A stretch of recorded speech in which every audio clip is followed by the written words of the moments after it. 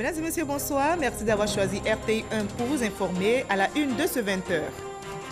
Kandia Camara, ministre de l'Éducation nationale et de la formation professionnelle, procède à Tia-Salé au lancement officiel de distribution des kits scolaires. 4 millions de kits seront distribués sur le territoire national. L'opération est financée par l'État ivoirien à hauteur de 14 milliards de francs CFA. Le fleuve Nzi est sorti de son lit. Conséquence des pluies diluviennes qui s'abattent sur la région ces derniers temps. La route principale qui relie Mbayakro à Boaké est devenue impraticable. Les dégâts matériels sont importants. Plusieurs rizières et fermes avicoles sont inondées.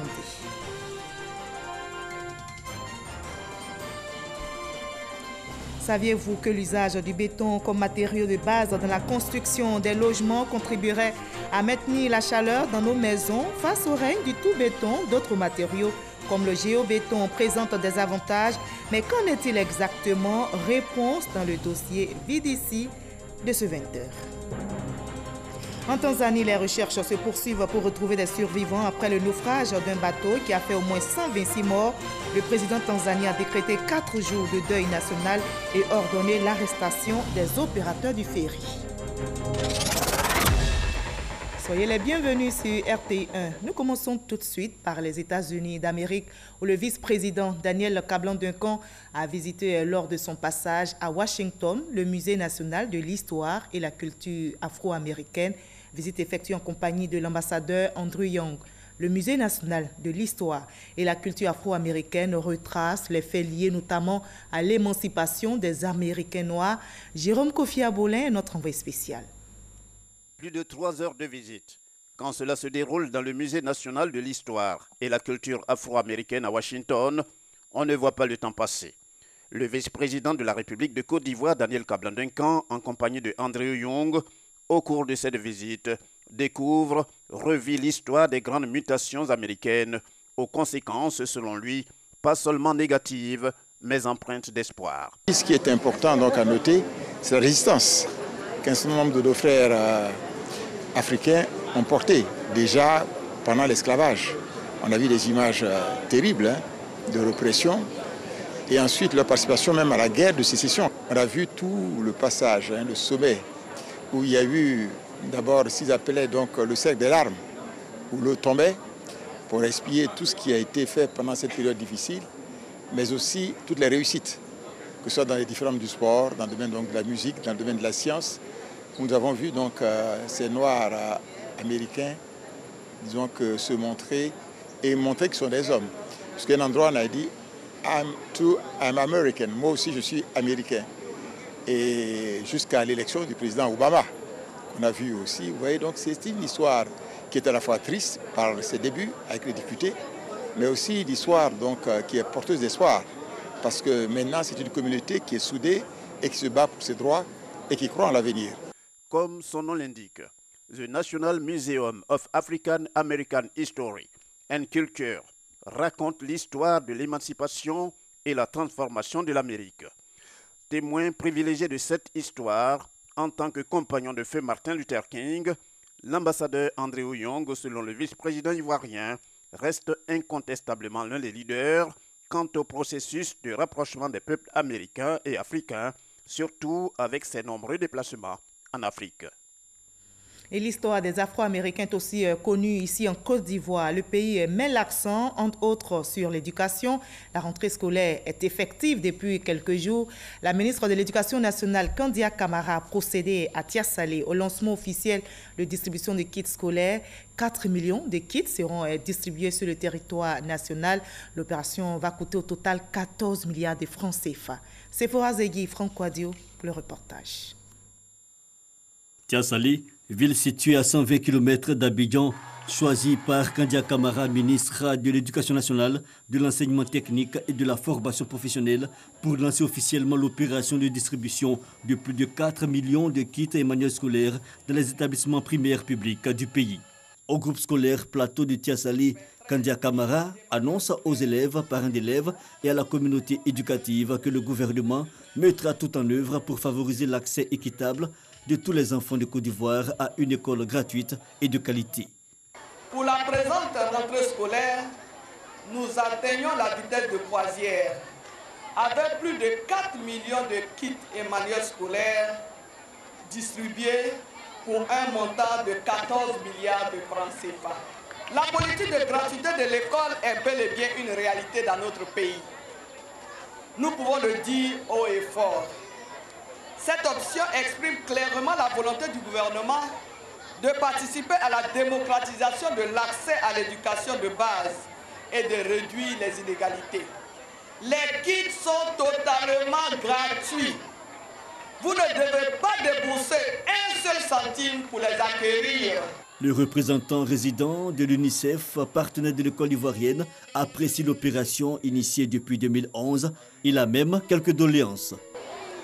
L'UNICEF salue fortement et encourage fortement cet engagement du gouvernement qui vise à garantir l'égalité des chances pour tous les enfants de Côte d'Ivoire à une éducation de qualité.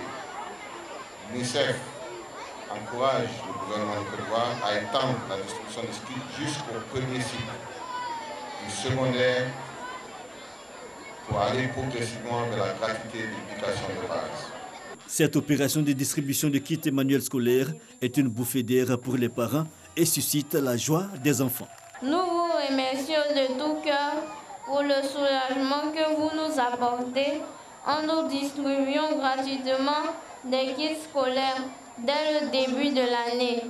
Votre geste est un grand soutien à nos parents, dont les moyens ne suffisent pas toujours pour acheter nos fournitures scolaires. C'est un sentiment de joie. Vous voyez que ça allège la tâche des parents. Parce que si vous calculez ce que contient un kit, c'est au moins 10 000. Nous en sommes très heureux et reconnaissants au gouvernement. L'opération de distribution de kits et manuels scolaires dans les établissements primaires publics de Côte d'Ivoire a démarré en 2011. Jusqu'à ce jour, plus de 25 millions de kits et manuels scolaires ont été distribués. L'État a investi plus de 79 milliards pour la gratuité de l'école en Côte d'Ivoire. Et c'est une rentrée scolaire un peu difficile pour les populations de Mbayakro. Le fleuve Mzi est sorti de son lit. C'est la conséquence des pluies diluviennes qui s'abattent sur la région ces derniers temps. La route principale qui relie Mbayakro à Boaké est devenue impraticable. Les dégâts causés sont importants. Vous allez le voir, plusieurs rizières et fermes avicoles sont inondées. Les autorités appellent les populations à la vigilance. Zoro Corona. De Boaké, accéder à la ville d'Mbayakro par la route est chose impossible depuis quelques jours. Une partie de cette route est envahie par l'eau sur une distance de 500 mètres pour une profondeur de 50 cm. En effet, depuis le lundi dernier, le Nzi est sorti de son lit. Conséquence des grosses pluies qui s'abattent sur la ville. Et du dimanche au lundi 17 septembre, il y a eu la montée des eaux. Et lundi matin, nous avons pu constater la voie reliant Mbayakro à Boaké est coupée en deux. Pour les natifs de Mbayakro, ce phénomène naturel n'est pas nouveau. Bon, normalement, c'est chaque 8 ans. Mais ces dernières années, ça fait 2 ans. L'année surpassée, on a eu ce cas-là. Cette année encore. Les années passées, sur la route de Boaké, ça arrivait sur les genoux. Mais je crois là, c'est sur la hanche. Hein. De par son relief, la ville de Mbayakro est complètement encerclée par les eaux. Actuellement, nous sommes entourés d'eau. Du côté de Chinois-Kro, la voie est coupée. Les gens n'arrivent plus à aller au champ. Du côté de Oku-Kro, les gens, c'est par pirogue, ils viennent en ville. Pour l'heure, aucune perte en vie humaine n'est enregistrée. Cependant, les dégâts matériels sont énormes. Des rizières et plusieurs champs sont sous les eaux. Des fermes inondées. Ici, il y avait des champs de tomates, choux, carottes. L'eau envahit tout. Je pourrais dire que j'ai fait quelque chose de 4 hectares de riz et tout est sous l'eau. La porcherie commence à prendre le coup aussi. Au niveau des poulets, j'ai tout perdu. J'avais 450 poulettes. Chaque jour, le niveau de l'eau connaît une légère hausse. Pour éviter des surprises désagréables, les autorités administratives sensibilisent les populations tout en prenant des dispositions. Nous avons envisagé des mesures au cas où cela arriverait. Ce serait de loger ceux qui habitent donc dans ces lieux-là, de les loger dans les établissements. La ville de Mbayakro n'est pas la seule localité à connaître cette situation. Plusieurs autres villes du pays, situées aux abords des fleuves et cours d'eau, vivent également les conséquences de la montée des eaux. Et justement, comment réagir face à ces phénomènes tels que l'inondation provoquée par les intempéries, ou si vous voulez, quelle réponse apporter aux risques liés aux catastrophes? Ce sujet est au centre d'une rencontre ouverte ce vendredi à Abidjan et qui réunit une cinquantaine de pays africains.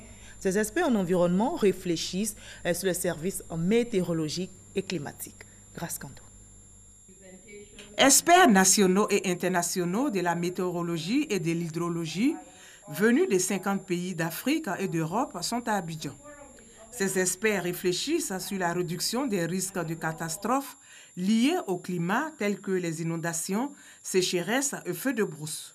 Objectif, trouver des solutions durables au phénomène. Ce forum vient réfléchir avec tous les experts internationaux et nationaux comment amener les barrières de fond, comment amener les structures internationales qui travaillent dans le cadre du climat à venir exposer et trouver des solutions afin de faire face aux risques climatiques de plus en plus fréquents. C'est un moyen pour s'attaquer aux problèmes d'infrastructure, aux problèmes de connaissances, aux problèmes de transfert de technologie afin que nous puissions nous munir de données fiables permettant donc à nos producteurs, à nos décideurs d'avoir des données qui leur permettent de prendre des décisions idoines et qui faciliteront certainement la pratique de notre agriculture ou de nos systèmes de production. Pour aider les pays africains à moderniser leurs outils et systèmes météorologiques afin qu'ils puissent produire des prévisions précises et exactes, un programme dénommé Hydromet a été initié par la Banque mondiale en partenariat avec l'Agence française de développement et le Programme alimentaire mondial. Le saviez-vous, l'usage du béton comme matériau de base dans la construction et des logements contribuerait à maintenir la chaleur dans nos maisons. Face au règne du tout béton, d'autres matériaux comme le géobéton et le panneau d'isolement thermique présentent des avantages aussi bien économiques qu'écologiques. Alors pourquoi ne pas opter pour ces matériaux qui sont aujourd'hui des alternatives au béton? Pour nous en convaincre, je vous propose le dossier Vide ici, signé ce soir Didier Nguessan, Franck Wadio.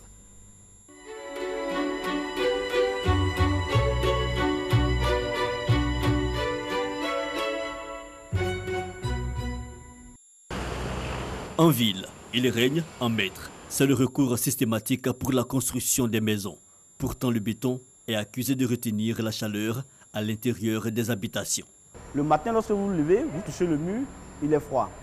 Disons aux alentours donc, de midi, 14h, ce mur-là, à force d'être exposé, vous allez vous rendre compte qu'il commence à être chaud.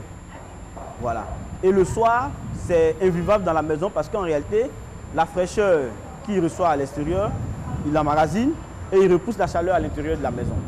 Solidité du matériau, usage à simplifier avec du béton prêt à l'emploi. Ce sont quelques raisons qui justifient l'omniprésence du béton. Pour certains, son emploi relève du paradoxe sonotropique. Alors, pour baisser la température dans la maison, les architectes tiennent compte de certains paramètres. Il est important que l'architecte, dans son approche, puisse tenir compte de l'orientation des vents dominants et ensuite de l'ensoleillement.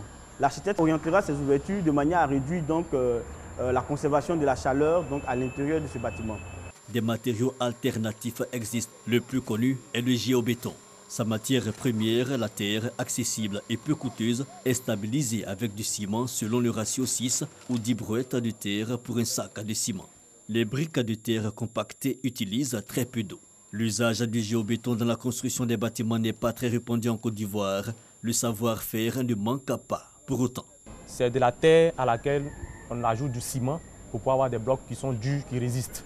Il est bon marché et il résiste aussi longtemps que le matériau classique, à condition qu'il y ait un minimum d'entretien. Donc il se conçoit comme tous les autres bâtiments et il se monte comme tous les autres bâtiments. Seulement que les joints sont ici colmatés avec du mortier, c'est-à-dire un mélange de sable, de ciment et d'eau. Ce bâtiment a été construit il y a plus d'une vingtaine d'années et comme vous pouvez le constater, il tient toujours. Le recours au géobéton réduirait le coût de construction de l'ordre de 20 à 30%. Ce matériau contribuerait également à consommer moins d'énergie. C'est donc un matériau écologique et financièrement compétitif. Cependant, opter pour le géobéton implique un entretien régulier du bâtiment. Autre solution, autre matériau, le polystyrène expansé au panneau d'isolement thermique. C'est pas compliqué, on le coupe très facilement, on fait ce qu'on veut. C'est antisismique, c'est isothermique, et puis ça permet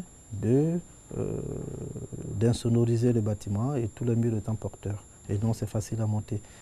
Le maintien de la température ambiante de la maison contribue à réduire la consommation d'énergie du bâtiment. Ces panneaux préfabriqués, une fois assemblés et montés, sont autant solides qu'une maison classique. Acquérir une maison construite avec des panneaux d'isolement thermique est possible en Côte d'Ivoire dans le cadre des logements sociaux. Cependant, le polystyrène expansé pourrait revenir plus cher pour une construction individuelle, le matériau étant importé. Au-delà des matériaux de construction, l'ensemble de l'habitat doit contribuer à optimiser l'énergie. C'est le rôle des jardins ou rideaux verts. Dans le cadre d'un domicile, l'aménagement paysager peut revêtir plusieurs aspects. Les personnes qui nous contactent, dans un premier temps, c'est un souci d'esthétisme, de voir quelque chose de beau. Mais le plus du jardin, le plus des plantes, c'est qu'elles peuvent réduire la température. Une pelouse simple réalisée avec des professionnels coûte entre 100 000 et 150 000 francs CFA selon le gazon choisi. Un jardin complet de 50 mètres carrés est estimé à 500 000 francs CFA en moyenne. Ce budget n'est pas valable pour ceux qui ont la main verte et aiment jardiner eux-mêmes. Les plantes apportent de la fraîcheur dans les habitats. En plus d'un rideau vert, le choix du matériau de construction et la conception architecturale constituent les trois leviers pour réduire la chaleur dans les logements. Voilà, vous avez maintenant des raisons de faire votre choix en matière donc, de matériaux et de loges de construction. C'était le dossier Vide ici, proposé par Didier Nguessan et Franck Ouado du service Société Grandes Enquêtes de la rédaction des RTI. Nous sommes le 21 septembre aujourd'hui et c'est un jour important pour tous les pays dont la Côte d'Ivoire. C'est la journée internationale de la paix. L'ONU, qui l'a instituée, encourage chacun à agir pacifiquement et tous les jours. En Côte d'Ivoire, la Fédération pour la paix universelle invite les populations à consolider la cohésion nationale. À l'orée des élections régionales et municipales, la Fédération appelle tous les acteurs politiques à travailler à la paix. Salima Toudia, Grâce Kanto. L'amnistie accordée à 800 personnes poursuivies ou condamnées par la justice en lien avec la crise post-électorale doit être un geste de paix suivi par les Ivoiriens, selon la Fédération pour la paix universelle, section Côte d'Ivoire. Dépasser les clivages et replis ethno-communautaires reste nécessaire pour une réconciliation nationale. Face à la situation sociopolitique qui prévaut, la Fédération pour la paix universelle interpelle les acteurs politiques. La Fédération pour la paix universelle, fidèle à sa vocation, invite les acteurs politiques de notre pays à rassurer davantage les Ivoiriens en faisant prévaloir leur qualité d'hommes et de femmes de conscience, n'ayant pour seul désir que la recherche de la paix pour la Côte d'Ivoire. Le développement harmonieux de notre pays, que nous recherchons tous d'ailleurs, ne dépend que de notre capacité à privilégier l'intérêt général sur nos intérêts personnels et particuliers. Il appartient donc à nous tous, leaders d'opinion, acteurs politiques ou membres de la société civile, j'inclus également les religieux, de faire en sorte que les Ivoiriens n'aient plus peur de l'avenir de leur pays. Les 19 conseils de paix de la Fédération pour la paix universelle, section Côte d'Ivoire, répartis sur l'ensemble du pays, devraient s'impliquer auprès des autorités locales pour sensibiliser à l'aube des échéances électorales. Et ajouter que les Nations Unies ont distingué 11 personnalités à travers le monde qui œuvrent pour l'avènement d'un monde de paix. Au nombre de celles-ci, une Ivoirienne. Il s'agit de la ministre Mariatou Koné, chargée de la solidarité, de la cohésion sociale et de la lutte contre la pauvreté. Et la Côte d'Ivoire, notre pays qui promeut la paix, abrite en ce moment la 3e session ordinaire du Conseil des ministres de l'Union monétaire ouest-africaine. La rencontre s'est ouverte en présence de Romuald Wadani, ministre béninois de l'économie et des finances et président du dit Conseil. Au menu, analyse des informations contenues dans le rapport sur l'évolution récente, les perspectives économiques et financières de l'Union, la désignation du commissaire contrôleur et des contrôleurs nationaux de la BCAO, la révision des comptes nationaux de l'UEMOA. Autre point à l'ordre du jour, le renforcement des moyens d'intervention de la Banque ouest-africaine de développement BOAD. Le compte rendu complet de Francis Boifo dans nos prochains journaux. Le président du Sénat, Aoussou Kouadio-Jano, vient de s'entretenir avec le président du Parlement de la CEDEAO, Moustapha Cissé Lo, et le président du Sénat ivoirien ont évoqué notamment les préoccupations des parlementaires de la CEDEAO. On en sait plus avec Herman Guivi. Échange entre le président du Sénat ivoirien et le président du Parlement de la CEDEAO. Une visite de courtoisie qui revêt également un autre aspect, rendre compte au président du Sénat ivoirien, Aoussou Kouadio-Jano, de certaines réflexions des parlementaires de la CEDEAO qui, depuis le 13 septembre dernier, sont en séminaire en Côte d'Ivoire. Nous avons l'obligation d'aller vers les dirigeants des États pour leur parler des difficultés que nous rencontrons dans la mise en œuvre de notre mission. C'est le sens qu'il faut donner à cette visite que nous venons de faire ici au Sénat. Des échanges enrichissants pour les deux parties. Ils nous ont fait l'état des lieux, tout le travail qui a été fait. Et bientôt le Sénat ivoirien, à travers ses sénateurs, va aller prendre sa place dans le Parlement de la CEDEAO afin d'apporter sa contribution pour construire ce bel édifice qu'est le Parlement de la CEDEAO. Nous avons formulé le vœu que le Parlement de la CEDEAO vienne s'installer à Yamoussoukro, qui est le siège officiel du Sénat ivoirien, afin que la Côte d'Ivoire, qui a été absente pendant 10 ans au Parlement de la CEDEAO, retrouve sa place dans toute sa splendeur dans le cadre de la CEDEAO. Zone de libre-échange continentale africaine, rôle des communautés économiques régionales, le thème de ce séminaire qui a rassemblé les parlementaires de la CEDEAO sur le sol ivoirien, un thème qui épouse pleinement la vision d'une intégration réussie des peuples. Et nous continuons notre voyage dans ce 20h par la magie de l'image. Je vous conduis maintenant à Agnassoué, sous-préfecture du département d'Abangourou. Les populations de cette localité sont heureuses et reconnaissantes au président de la République. Agnassoué, vous allez le voir, vient d'obtenir le bitumage de l'axe principal du village qui part de la route internationale au marché. Le reportage d'Eugène Atoubé.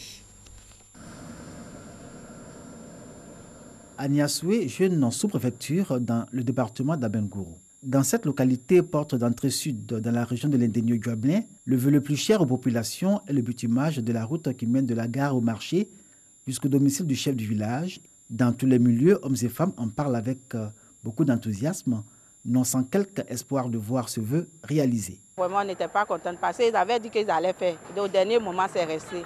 Mais au dernier moment, on apprend qu'ils vont venir faire. Là, on est très contents.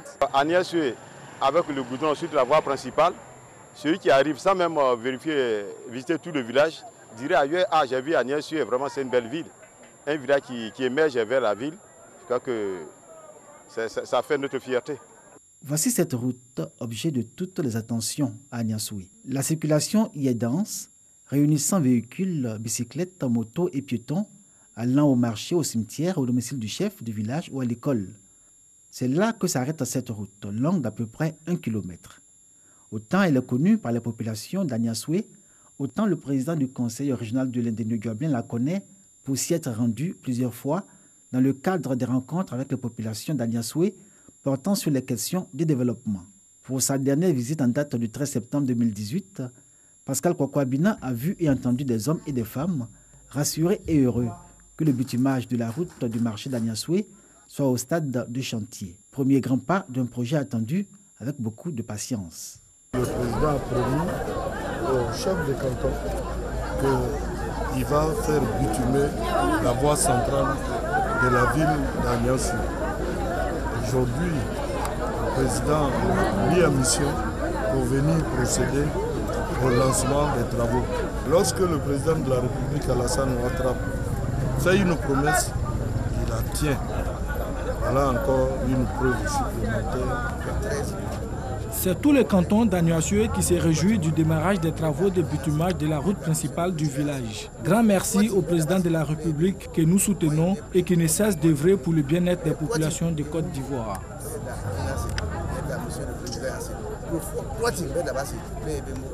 Agnassoué, que ces populations, fils et ressortissants, appellent affectueusement Akiossou Petit Paris, ne bénéficie à ce jour d'aucun bitumage de sa voirie. Bien que profitant de la belle route Ponkoumou-Agnibilekro qui la traverse. Le bitumage de la route du marché sera un autre élément de progrès de développement et surtout, nouvelle opportunité pour cette sous-préfecture. La jeunesse de Daloa s'organise aussi pour le développement de sa région. Elle affiche sa détermination à entreprendre des actions en vue de se prendre en charge et relever de nombreux défis dans la région. Pour cela, elle peut bien compter sur le soutien du ministre Mabry Touakeus. On en sait plus avec notre correspondant sur place, Ngana Konati. Albert Mabry Touakeus a l'investiture du bureau de la jeunesse de Daloa dans la région du Haut-Sassandra.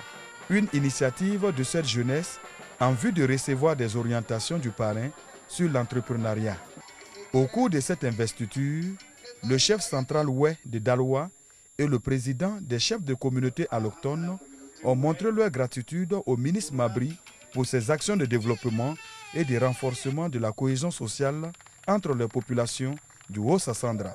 Albert Mabry Touakeus, parrain de la cérémonie, a exhorté la jeunesse à initier des projets porteurs d'emploi afin de saisir les nombreuses opportunités de financement. Le ministre a également rappelé les liens historiques qui unissent le peuple et Dan et les a exhortés à tourner le dos aux querelles. C'est une même communauté et nous devons être ensemble pour être forts. En venant ici aujourd'hui, mon message, c'était que ces liens-là, nous les entretenons. Que rien ne les trahisse, que rien ne les fragilise, que rien ne nous éloigne les uns des autres. Parce que c'est ensemble que nous allons gagner tous les combats. C'est dans la confiance retrouvée, la confiance réciproque que nous allons gagner tous les combats pour le développement. La cérémonie s'est achevée par des prières et des bénédictions pour la stabilité et la paix durable en Côte d'Ivoire. Voilà notre triste dans ce 20h. Vous le savez, depuis hier, le monde du 7e art ivoirien est en deuil. L'acteur Ahmed Souané est décédé hier jeudi. La maladie qui le rongeait a eu raison de lui. Ahmed Souané a donc quitté la scène pour toujours. Notez qu'il était connu pour son rôle principal dans la série Dr Boris en 2008, mais c'est en 2005 qu'il débute le cinéma. Franck Quadio. Alice, oui? Dis-moi. La mine sympathique et attachante, Ahmed Souané tranchait dans le décor de cet hôpital. La série fiction Dr Boris en 2008 lui collait bien à la peau. Hélas, Ahmed Souané, hier 20 septembre, a laissé entendre son dernier coup de clap en début de soirée dans une clinique de la place. Un décès qui laisse orphelin le 7e art ivoirien. Ahmed Souané, un des porte-flambeaux de la nouvelle génération d'acteurs ivoiriens, s'en est allé. Sa carrière cinématographique est lancée en 2001 avec Sidiri Bakaba dans Roue libre, mais il est révélé au grand public par son rôle dans Caramel de Henri Duparc en 2005 et surtout Dr Boris en 2008. Son dernier projet, il ne le verra pas éclore, il était le personnage principal d'une série Au milieu d'un rêve, une série de 26 épisodes réalisée par une major de Bollywood en Inde en coproduction avec la radio-télévision ivoirienne RTI. Adieu l'acteur, adieu l'artiste. Bonjour Maria, bien dormi malgré mon célibat? Ce n'est pas un sujet de plaisanterie pour moi. Et le dernier hommage à Ahmed Souané, ce sera demain donc à partir de 10h à Ivosep, Trècheville. L'actualité internationale de ce vendredi nous conduit au Ghana, en Mauritanie et en Tanzanie où l'on compte plus de 100 morts dans le naufrage d'un ferry sur le lac Victoria. Laurent Sacho, à Boussanogo.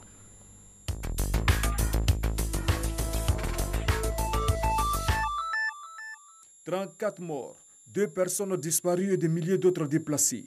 C'est le bilan du débordement du barrage de Bagré, situé à 30 km de la frontière du Ghana sur la rive droite du fleuve Nakambé au Burkina Faso. Environ 24 communautés sont touchées par le déversement de cette eau. Faute des premières mesures de secours aux sinistrés, les autorités ghanéennes ont recommandé aux habitants des villages situés près du fleuve Nakambé de s'éloigner des rives ou de s'installer provisoirement sur des hauteurs. Le Ghana et le Burkina Faso ont par ailleurs conclu un accord pour trouver une solution durable au déversement annuel du barrage de Bagré. Pas de changement de constitution en Mauritanie. C'est ce qu'a déclaré le président Mohamed Ould Abdelaziz. Appelé à se représenter alors que la loi l'en empêche, le chef de l'État assure qu'il ne compte pas modifier la constitution pour un 3e mandat, mais n'acceptera pas de laisser le champ libre à ceux qui ont détruit et pillé les ressources de la Mauritanie. Selon la Constitution, le président mauritanien doit quitter le pouvoir en avril prochain. Au moins 126 morts dans le naufrage d'un ferry sur le lac Victoria en Tanzanie selon le dernier bilan rendu public par le gouvernement ce vendredi. Un précédent bilan faisait état de 86 morts et 40 rescapés. Le bilan s'alourdit au fil des recherches des disparus. Le ferry Nyerere a fait un naufrage hier jeudi avec 400 passagers et des marchandises à bord. Les bilans sont souvent lourds à cause de l'absence de gilets de sauvetage à bord et du fait que beaucoup d'entre eux ne savent pas nager. La dernière catastrophe d'ampleur remontait à fin décembre 2016, avec une vingtaine de victimes dans le naufrage d'un bateau qui transportait des passagers vers l'Ouganda. Et notez pour terminer que le président de la République, Alassane Ouattara, est arrivé à Bamako, capitale malienne, ce vendredi. Le chef de l'État prendra part demain samedi à la fête nationale du Mali aux côtés de son homologue malien Ibrahim Boubacar Keïta. Merci de votre aimable attention. Je vous retrouve avec le même plaisir demain à la même heure.